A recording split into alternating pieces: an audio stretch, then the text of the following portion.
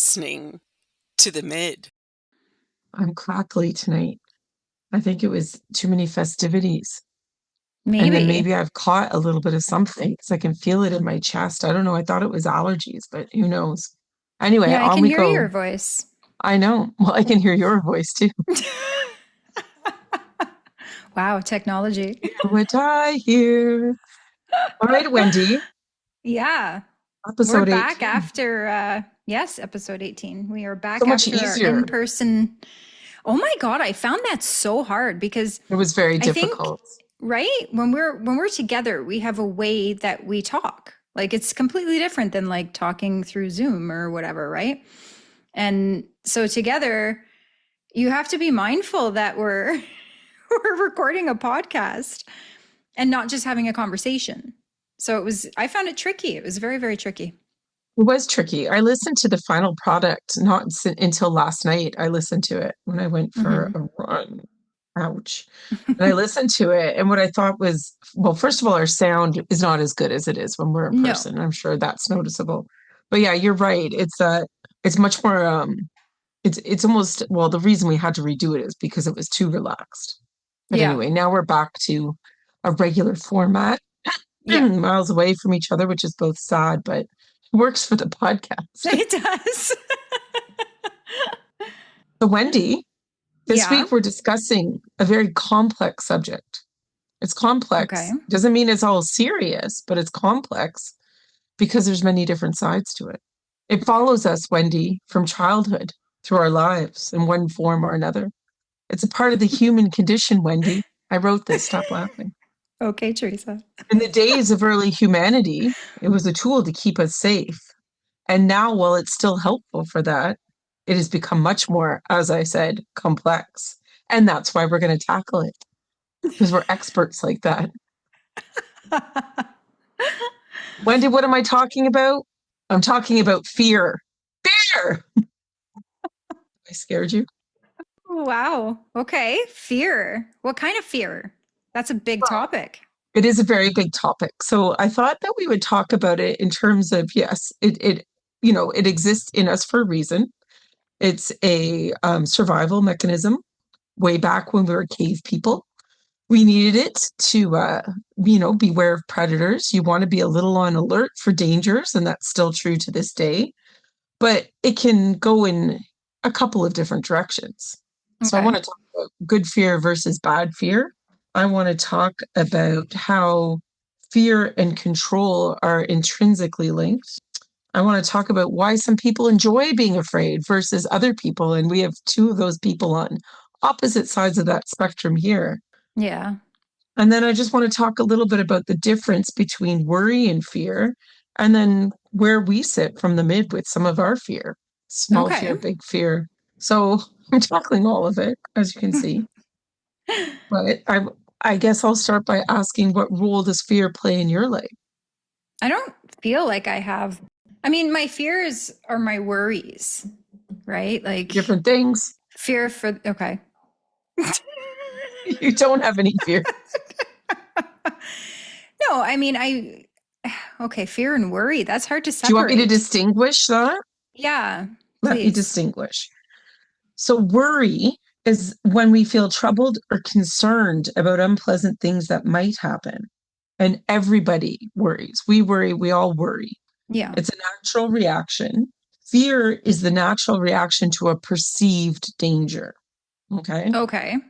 Okay. You might worry about stuff, but is it actually fear? Because is it actually dangerous? Does your brain actually perceive it as danger? So the only way that I think offhand I can say that fear is in my life is just, I think, what we as women go through, going to your park car in a parking lot late at night. You have your key on the ready. There's always that element of fear. Other than that, I don't know that it does play a big role in my life. Such a real fear. And I don't think I was super aware of it until I heard it being talked about more openly. When I saw it through actually men's eyes. I remember once we were we were just walking the dogs, and a man was jogging behind us, and I didn't hear him coming until he was right behind me, and I screamed Mm. because I'm used to that feeling of like the trepidation that footsteps bring behind you when you're walking Yeah. alone, right? Yeah. Like that sound. And I almost wanted to talk because it's happened a couple of times in my neighborhood, and it's always male runners and they don't announce themselves. And I really wanted to stop, especially this one guy was very young. He was probably late teens, early 20s. And I wanted to just school him a little bit and say, you cannot approach a woman without announcing yourself. Yeah. Like you can't, because you're right. That's an inherent fear that we have. I'd be interested to see, like, I wonder if Ella has that, like if my daughter has that at 21 versus us at 50, if That would that's be interesting still to as know. real. Yeah. Yeah. I'll ask her. I'll report back Yeah. on that. Because I remember a lot, like I actually always have a plan too. Like, because when I used to go Nordic walking, I'd go at like 6:30 in the morning. And in fall, that's still darkish, you know? And it would be the same thing. Like I'd hear footsteps coming behind me, or I'd be constantly like looking over my shoulder, seeing if anybody's coming. And if I saw somebody in the distance You had two approaching, big sticks. I know. Well, that's it. I had to have a plan. So, like, I already have this plan going through my head of what am I going to do? Visualizing it. I'm sorry. How am I going to do it? You know? But even as a kid, I remember like, you know, feeling that same feeling and again having a plan, which was thanks to my mom. She always told me that if you ever feel somebody following you, you go to the first house you see and pretend it's like it's yours. So it's like That's a you good always plan. have this plan. Yeah. And then of course she always gave me the nobody can pick me up without the special password. We always had a password, which I did with Emily as well. But yeah, it's very real. And I don't think I know anybody that doesn't do that, like any woman that doesn't have not necessarily a plan, but that fear. Remember block parents? They had block parents for such things when Oh we were my young. Do you God, I remember that? forgot. They had Yes. signs. You could have a sign in your window if you were a safe place. But let me ask you this. Was Yeah. there a process to eliminate predators from the because if you are a predator, aren't you going to have like a stock of those signs and be like, come over here, little kid. I'll help you. Would you come have my bowl of candy inside of my block parent home? I don't know if there was a I process. That's wonder. interesting. We've got to look that up. There's a lot of We do. questions that are going to come from here. Yeah. Okay, Yeah. so you don't have that many fears. So like I said, worry is different and we all have worry. And then Yeah. when worry becomes fear, I think when we perceive dangers that aren't necessarily rational to be rational. So it's that kind of it's a bit of a mental health thing too, right? It's when you Hmm. get anxious about bad things happening because you perceive them as real threats. But are they real threats? Actually, you know what? I do have one. Okay, go. Every time I drive, like even driving to your place, anytime I go for an extended drive, I have to. This is going to sound really like woo woo. I don't know why I do it because I'm not a woo woo person or hoodoo voodoo, whatever the term is. But every time I go on an extended drive, I get a little bit of anxiety about other drivers. Like That's I just like called good driving, common but sense. Yeah. yeah, but here's the hoo hoo part. Or maybe not hoo hoo. I think hoo hoo's like No, I think hoo-hoo's another word for your hee-haw. well then what is the word? Hoodoo, voodoo, whatever. Sure. Voodoo I voodoo. actually envision, I can't believe I'm admitting this. I actually envision like this protection going around my car. It's really weird. And it's And not I weird to can't do me it. about you. I can't continue the drive like without it. Like in my head, I need to envision this and protect me for my drive. But you're a sci-fi girl. I feel like that makes a whole lot of sense. It's like you activate the shield or something. Yes, that's what it's like. Shields up. I've definitely gone down rabbit holes with anxiety around my kids, mostly when I'm tired, because that's where I think for me, sleep and rationale go hand in hand. When I'm overtired, I think very irrationally. I'm like, I'm not a fun person to be around. I don't like being around myself when I'm tired because I overthink and I think Okay. that fear, like I think irrational fears become very rational to me in my mind. Okay. So when we talk about good fear, there is Hmm. so like I said in my brilliant introduction, the That was element of brilliant. fear, thank you very much. The element of fear is actually good because it does alert us from danger. So we even have body functions like your hair might prickle and stand on end, and you get a sensation. Like it is actually a survival mechanism from days gone by that still serves us today. So that's a good thing. Mm-hmm. The other thing, so it keeps us safe. The other thing is that it can motivate us.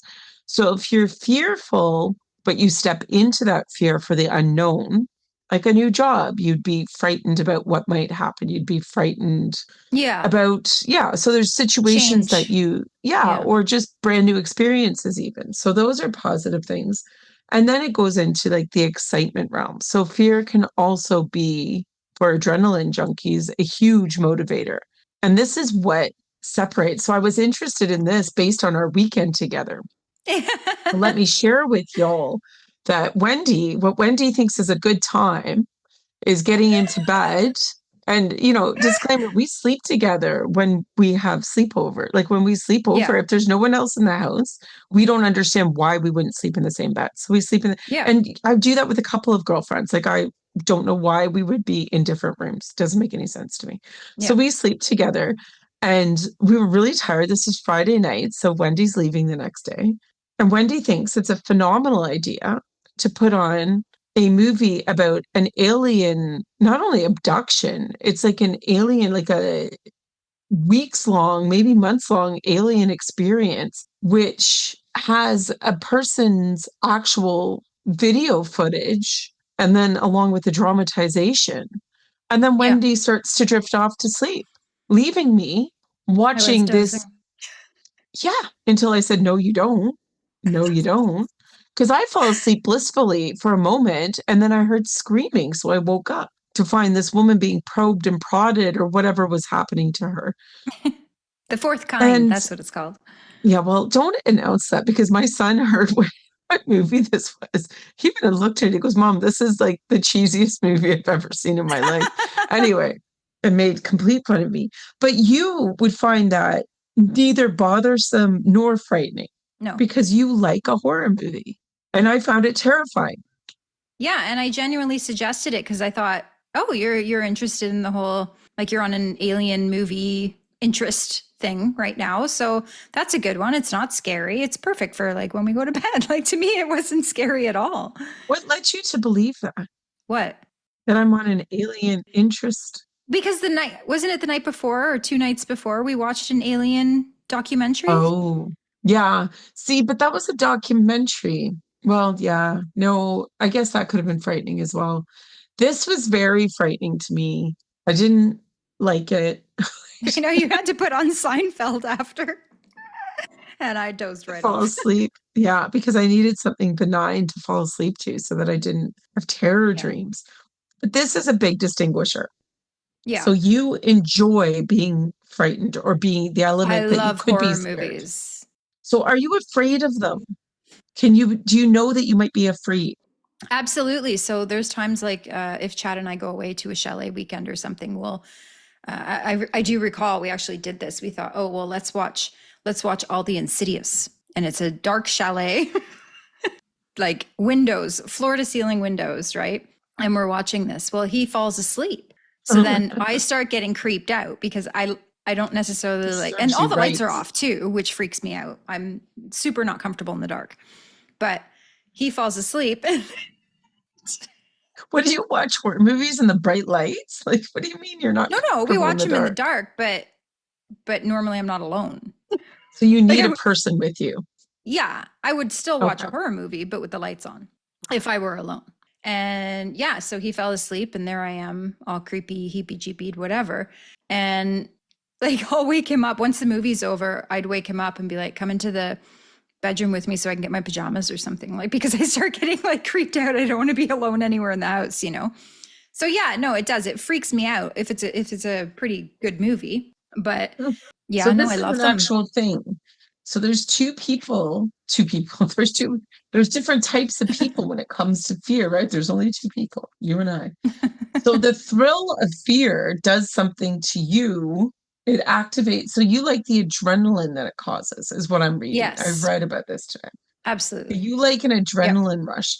So I will get the adrenaline rush, but I hate it. Like I hate it. And then there's a chemical rush because the adrenaline rush is then accompanied by the release of dopamine and endorphin, Oh, which are related to pleasure and reward, as you know, right? Like the yeah. receptors. And then some people find that it's an everyday escape, an escape from the everyday world, an escape into hell. Like what kind of escape? I was just going to say, oh, I can see that. No. Well, because it's a Social reality that bonding. won't happen. You know it can't happen. Like there's no ghost that's going to Know pop that. out in my office in 2 seconds, you know? I don't know that some of these things are not real. I don't. I don't have absolute utter certainty that these things are not real. So no. Catharsis and self-satisfaction and overcoming their fears, whether it's watching a movie or participating in a thrilling activity.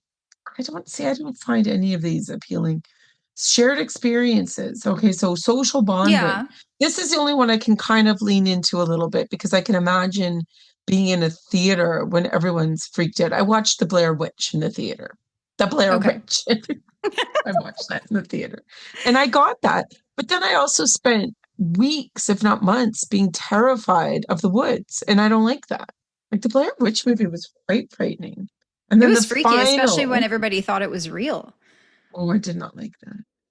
And then the final is that some people enjoy, and Wendy, I don't know if this is you, exploring the dark side. Horror entertainment can also provide a safe way to explore the dark side of humanity and satisfy curiosity about forbidden or bizarre themes. Okay, so this I get because I don't know, I need to be very clear on how I say this. I know, I'm really, I'm really interested about what's about to come out of your mouth, actually. No, I have Continue. this deep interest in serial killers. Oh, Okay. Jesus. No. But see, I let me don't. clarify. I'm Let me clarify. I'm fascinated by their brains. Like what could make a human do that? Do you know what I mean? So like I watch a lot I of don't care. documentaries on them. I I want them to watch a die. lot of science-based documentaries on like, what happens in the brain to make somebody kill type thing.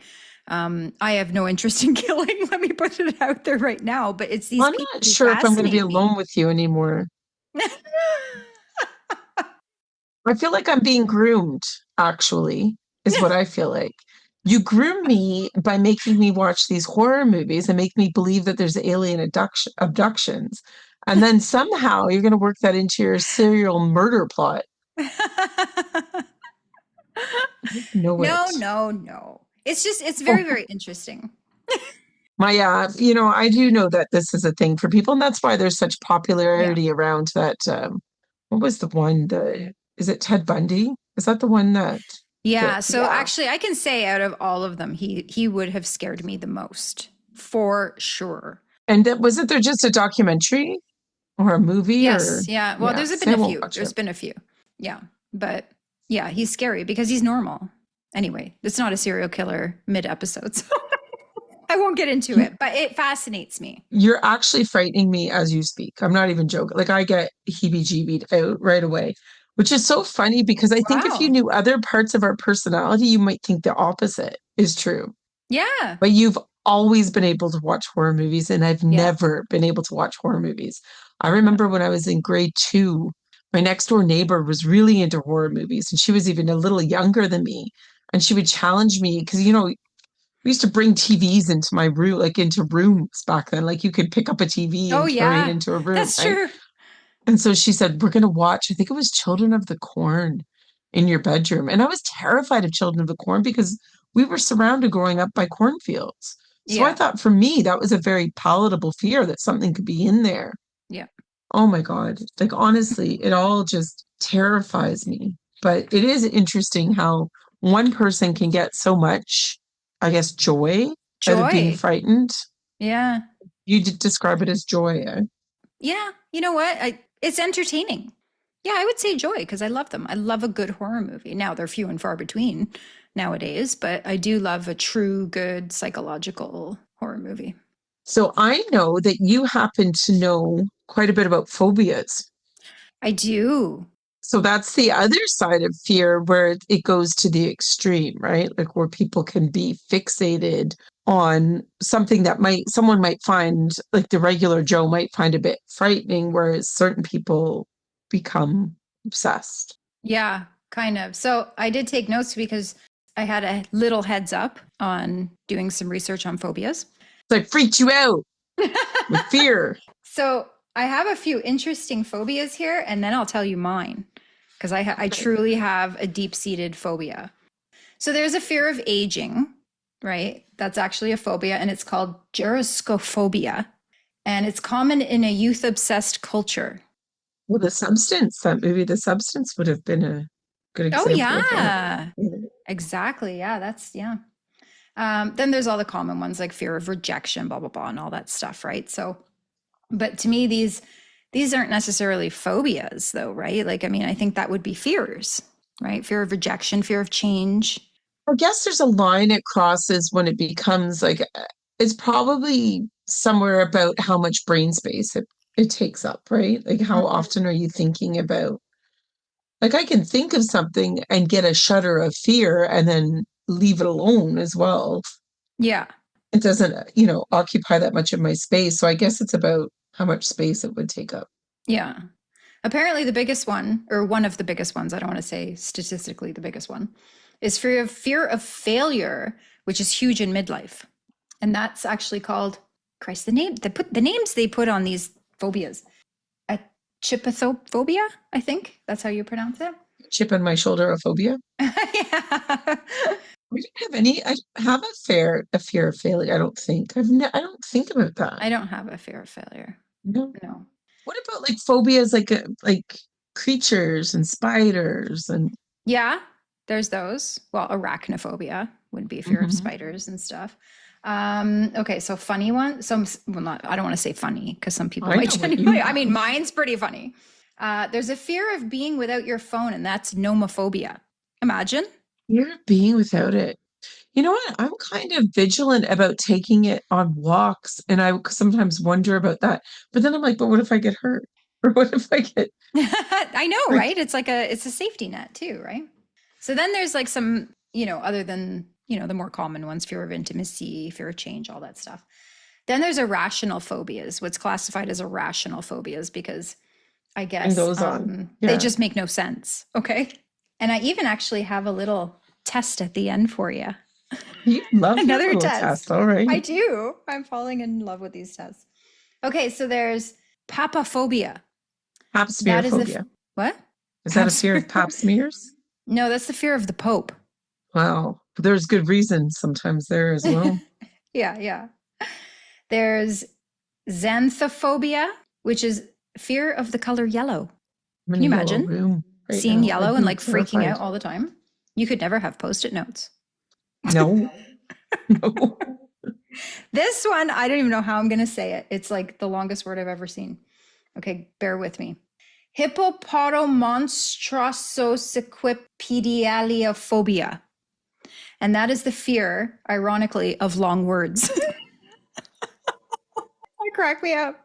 And the name is one of the longest words in the dictionary. Well, that's pretty funny. Yeah, I thought so too. I got two more funny ones before I get to mine. Turophobia, the fear of cheese. Oh. This one is really funny. Anatidaephobia, I think that's how you say it. A fear that somewhere, somehow, a duck is watching you. Shit. That could be a horror movie there. That could be a horror movie. Imagine like a duck was just somewhere you were all the time. I wouldn't like that either. I wouldn't like it. You especially wouldn't like it. No, I really wouldn't. I don't like birds, but I don't have a phobia of birds. Are you sure? Oh, totally. No, I put up bird feeders. I don't have a phobia of birds. I just don't like them. I don't trust them. I've seen you freak out pretty quickly, like when I've driven by wild turkeys at a close range, though. I've seen you have a visceral reaction. You know what? I'm going to say that that's a genuine fear, not a phobia, because they attack me. Birds tend to attack me. I'm not even joking. Okay. There's nothing rational I went to in Central this. Park a few years ago and pigeons chased me because they want my hair. They don't want they want your food. Do. When I was a kid, Bill, my brother, we would be standing in the parking lot of what then was T&R Donuts in Stouffville. And he would tell me, he'd be like, shake your head, shake your head. And I'd be like, I don't want to. But he'd be like, shake your head or I'm going to punch you. So I'd shake my head and birds would dive bomb my head, trying to take my hair because I think they thought it was hay for their nests. I don't know. This is very odd. It was crazy. Anyways, it's a fear, not a phobia, for sure. Okay. So what's your phobia? My phobia is actually called ichthyophobia. I feel like I've heard this. And it is the fear of fish. Oh, you do have that. Yeah, I am petrified. Yeah. But okay, walk this back for me. So you used to eat tuna fish sandwiches when you were young. I used to eat tuna fish sandwiches and I used to go out with the family for fish and chips. I used to eat fish. Yes. When did this change? I think about maybe 14. And was there an event? Not to my recollection. I can't think of what sparked this. However, after doing some research, I found a little bit of interesting information that is going to make me delve a little deeper into why I might have this phobia. Like irrational fears often symbolize deeper fears, right? So they come out differently for other people, like in anxiety, right? Like some people with anxiety often have a lot of panic attacks and that's how their anxiety comes out, right? Some other people, like myself, are prone to panic attacks, but more often than not come out in OCD traits, right? So it's all like an outlet of how your anxiety comes out. And I think that's what they're implying is that irrational fears are a type of outlet for your anxiety, okay? Okay. So normally, these deeper fears represent a loss of control, judgment, or a trauma at some point. So that kind of does make sense. There was a little bit of trauma. Well, it was a big trauma when I was growing up, but I never really put the two and two together. I mean, fish. I don't know. So it's making me want to delve a little deeper into. Yeah, no, that's really interesting. And when we did have a conversation about wanting to talk about fear, and the thing that drove me the most about this, and excuse my voice, it's leaving me even more, was the connection of fear to control. So that's interesting that you talk about the phobia being born of a loss of control, because I've said this before, and I believe that like there really is any quote unquote behavior, right? Like whether it's a negative behavior, a harmful behavior, a self-hurtful behavior.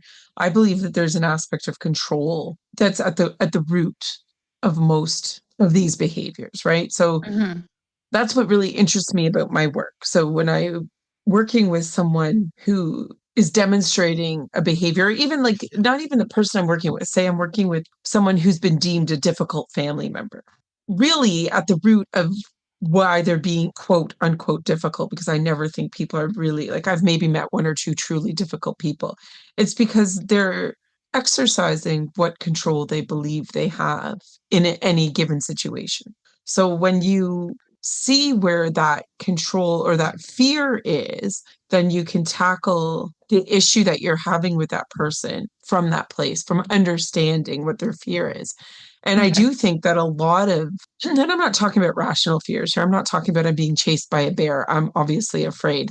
I'm talking about when people have ongoing fear, maybe not to the level of a phobia, but it is interesting that exists. I'm not psychologically trained to understand that part of it, but I do think a lot of fear comes up because it's in areas where people feel the least amount of control in their lives. And it's interesting now when we're talking about horror movies, I know I have issues with wanting things to be controlled, and I have a bit of the OCD trait there too, where I make things a certain way in my life to avoid what I believe are situations that are out of my control. Like that's how I deal with control. And I mean, who knows what that comes from? I'm sure it comes from feeling like things in my life were beyond my control. So what can I control? But I think it's very interesting that I don't like being frightened at all because it's beyond my control. Then my emotions are beyond my control. And that's probably where my fears are, around controlling my emotions and controlling my reactions to things and staying calm, cool, and collected. or Oh, at that least the is appearance interesting. of staying calm, cool, and collected. I do think because control is a way to cope, right? That's how we think. Yeah. We're not really in control of very much at all. And I think we all know that. Yeah. And that's why we tightly control the things we can control. And that's how we combat real fear, right? Or anxiety or worry in the world. So that's interesting. That is interesting. Yeah, what did I read about that today? It says, okay, the need for control can be seen as a way to manage or reduce fear by attempting to influence or dictate events. Individuals may feel a sense of power and agency, which can help to alleviate the anxiety associated with an associated or a feared outcome. That makes a lot of sense to me. Yeah, it does. What we, and then you think about it in terms of what we're dealing with now. And when we started talking about fear, I mean, there's the fear that comes up, and we touched on this a little bit about when you're a parent, you always are worrying, and you're worrying about some fears that are rational, right? Yeah. Kids driving, accidents happen. You Oh, can yeah. be worried about your children when you can't control the environment, right? When you send them off to school, send them off to friends' houses, when you can't control that environment, especially based on whatever childhood you might have had, there might be fear around that as well. But then there's fears now. I think we as a society probably, I don't know if it's international or not. I don't know. Certainly in North America right now, things feel very out of control, which Yes. isn't a feeling that we are accustomed to from a larger perspective, from a people in power perspective, right? And I think if you come, there's many other countries where that's a reality for people all the time, right? When Yeah. there's chaos in government and uncertainty all around. But for us, I think it's a real moment in time because we're used to pretty mundane, you know, government. Certainly, if you've watched like any type of political house movement in Canada, specifically, it's usually, I mean, yeah, there might be a little infighting, but it's pretty polite and it's pretty benign. Like not, Yeah.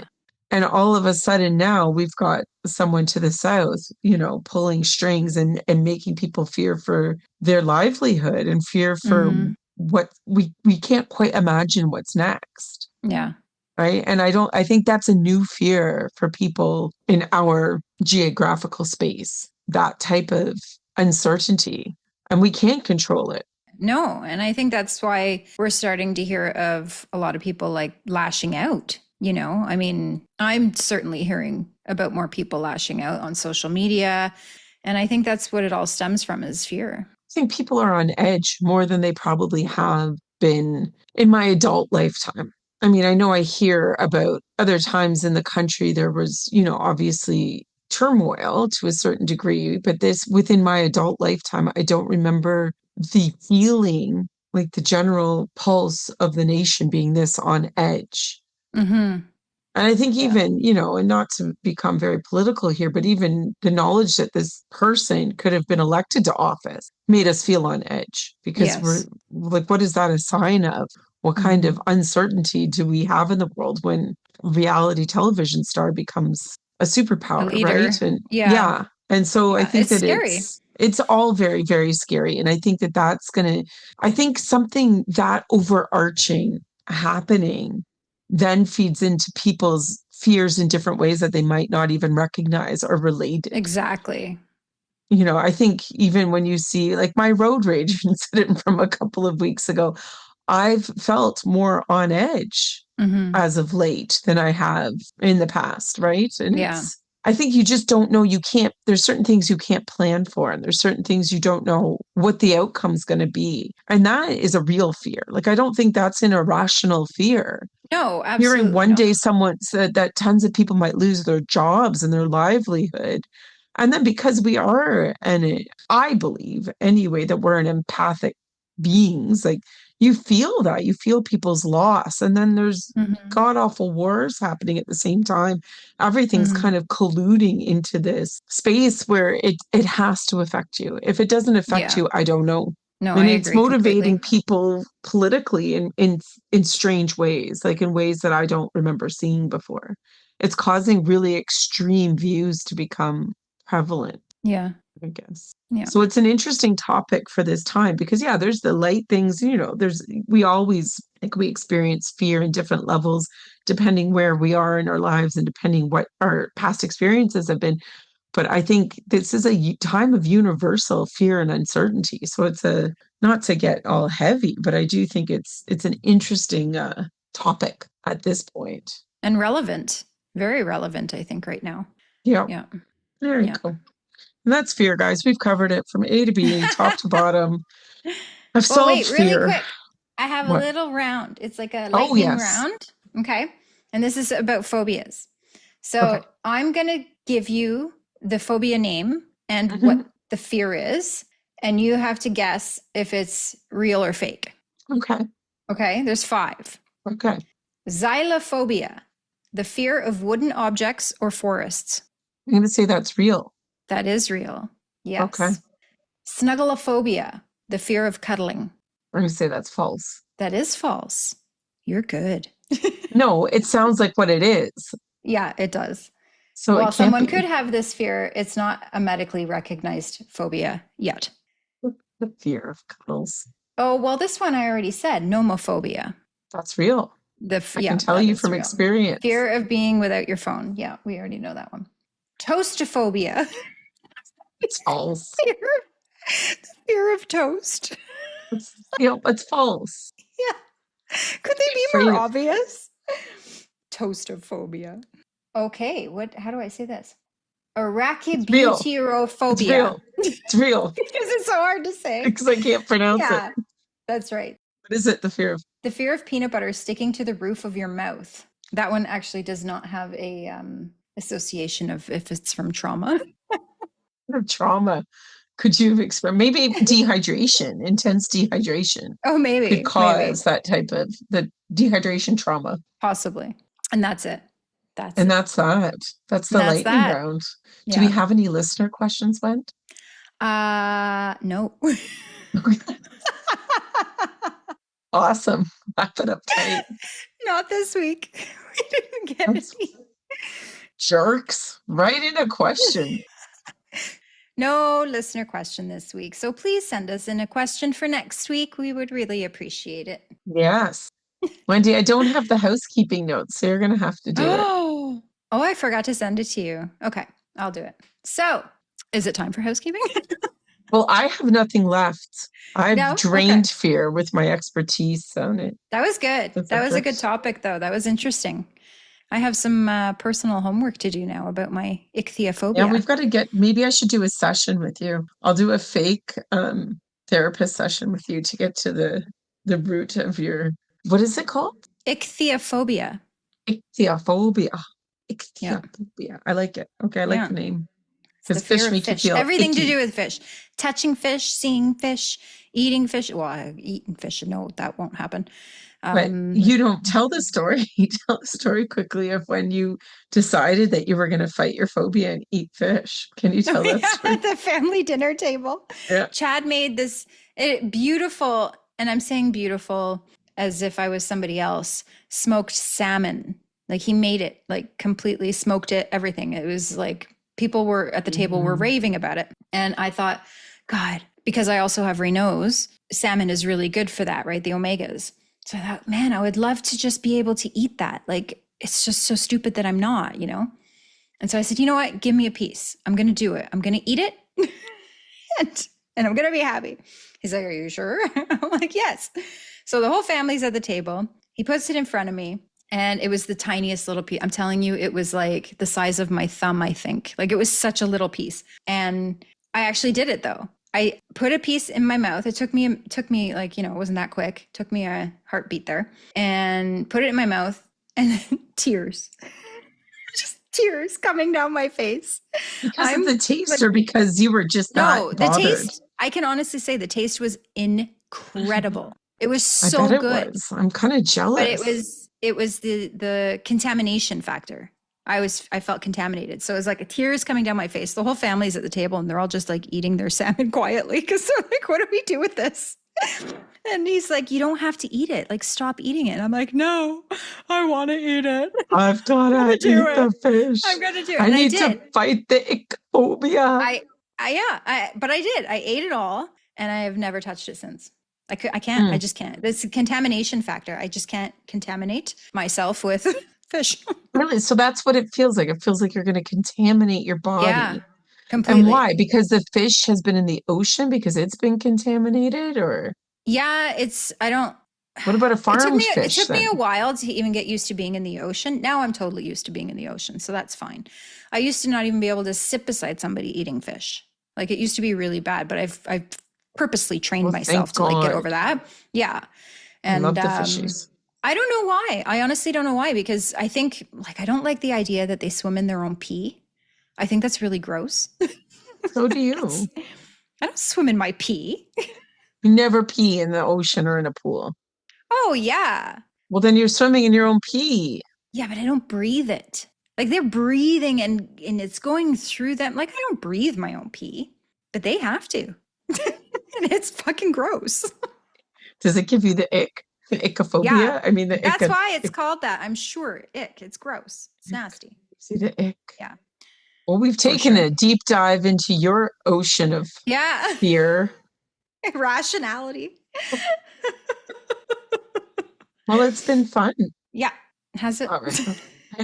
I don't know. We'll find out. All right. Housekeeping time. Please send us an email if you have any questions, comments, or topics you would like us to discuss on the show. You can email us at themidconversations@gmail.com. Our Instagram and YouTube handle is at @themid_podcast. Our Facebook page handle is @midpodcast. And if you go on our website, you can subscribe and receive an email notification every time we drop a new episode. And the website is themidconversation.wixsite.com/podcast. And all of this can be found on our social media too. And if you Yes. choose not to go through the trouble of writing an email, we would happily accept questions in DM form or just in a comment. Yep. So yeah, Absolutely. please we had a bit of a flurry of questions for a while and now it's quiet for a week or two. So we can accept that, but now we want questions. We Please have send to us your have some questions, people. Yeah, come on. It could be anything. It doesn't even have to be deep. Don't overthink it. Just send us, what's your favorite dessert? Like anything. I don't want to talk about dessert. I'm trying to cut down my sugar. I know, Stop same. it. So don't ask us our favorite dessert. Yeah, stop that. Ask me my favorite low carb food. Just joking. Don't ask me that either. All right. Yeah, Well, that's it.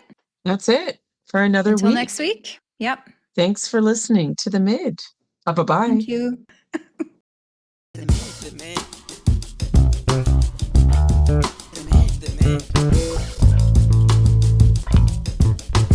The mid.